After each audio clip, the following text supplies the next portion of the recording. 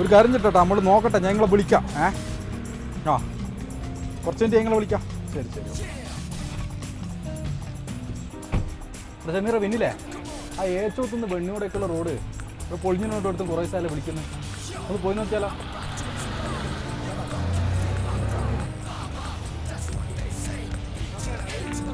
ആ ഹലോ, ആകട്ടെ ഈ റോഡ് അടുത്തേക്കാനും പറഞ്ഞ് ഏച്ചോത്തുനിന്ന് എടുത്തോണ്ടല്ലേ? ഇവിടെ വണ്ടി നിർത്തിയിട്ട് അയാളോട് ചോദിച്ചു. ഏച്ചോ റോഡ് എങ്ങോട്ടാണ്? ഏച്ചോ റോഡ് ഇങ്ങോട്ട് പോയാൽ മതി.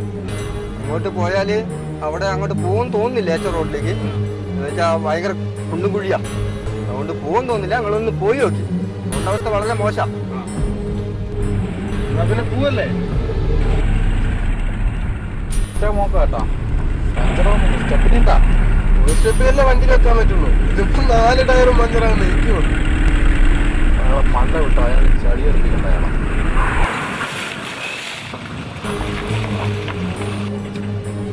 എത്ര കിലോമീറ്റർ ഉണ്ടെന്ന് പറഞ്ഞ റോഡ്? 1/2 കിലോമീറ്ററിന്റെ അടുത്തുണ്ടെന്നാ പറഞ്ഞത്. ഇതൊരു കഷ്ടമായതല്ലേ ഈ നാട്ടുകാരൊരു അവസ്ഥ വിചാരിച്ചു നോക്ക്. ഇങ്ങനെ എത്തിപ്പെടുമല്ലേ?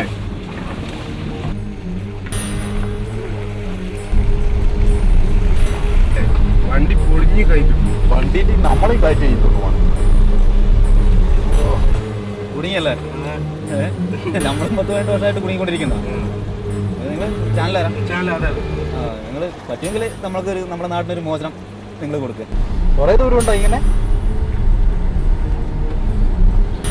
ഇമ്മാതിരി റോഡ് കേരളത്തിലടി ഉണ്ടാവില്ല അപ്പം അല്ലേ?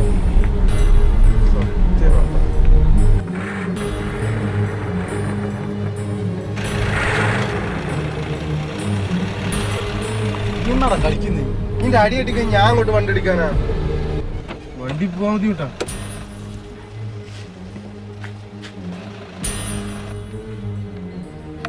എടാ പ്രജീഷേ, ഈ കുയില് മീനടാ. അടിയിലോട്ട് പോരടാ. അതിന്റെ അറ്റങ്ങൾ ചെരിച്ചു പിടിക്കും, എന്നാൽ അടിയിലോട്ട് പോരാൻ പറ്റുള്ളൂ.